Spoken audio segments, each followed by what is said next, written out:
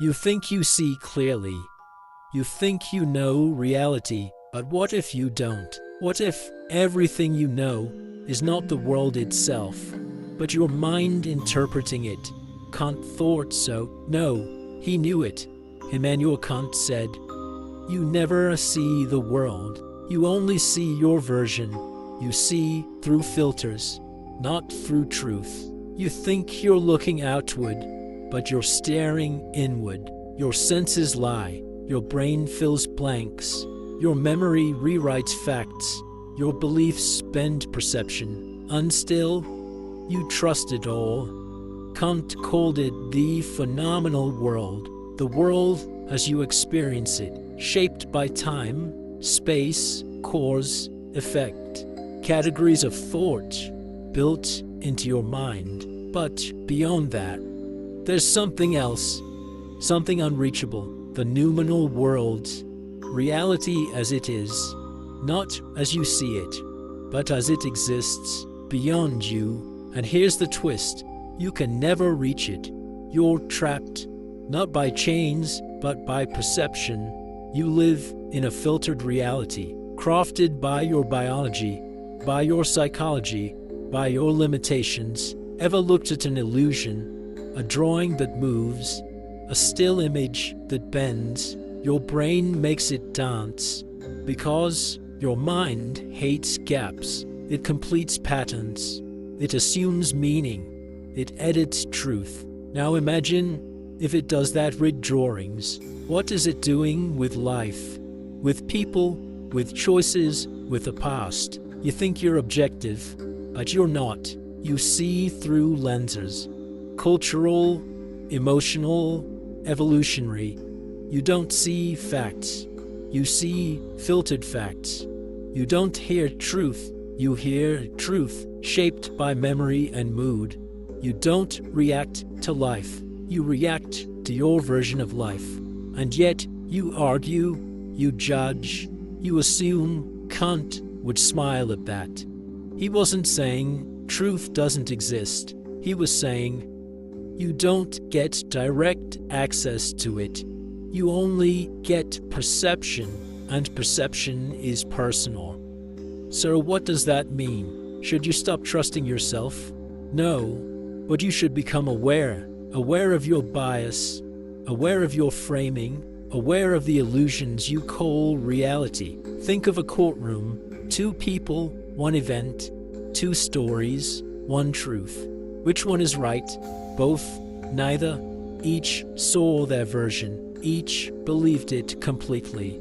And this is life.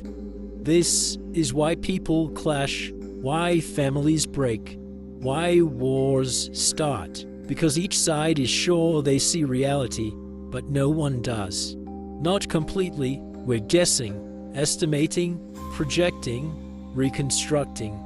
Kant tells us humility is intelligence, doubt is strength, awareness is freedom. When you accept that you're not a camera, but a storyteller, you gain power.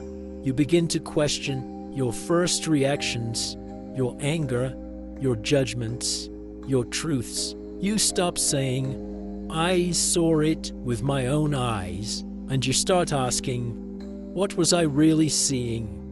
Think about memories. They fade, they shift, they morph with time, and yet you swear they're true. Kant reminds us, we are meaning-making machines. We shape experience as much as it shapes us. So what's the takeaway? Never assume you know it all, even about yourself, especially about others. Ask more, judge less, notice your filters, notice your reactions, train your perception, sharpen your awareness, recognize your limits, because the wise don't speak in certainties. They move with caution, they listen deeper, they watch longer. Reality is not handed to you. It's translated, filtered, decoded poorly, and yet you live by it. So question it constantly.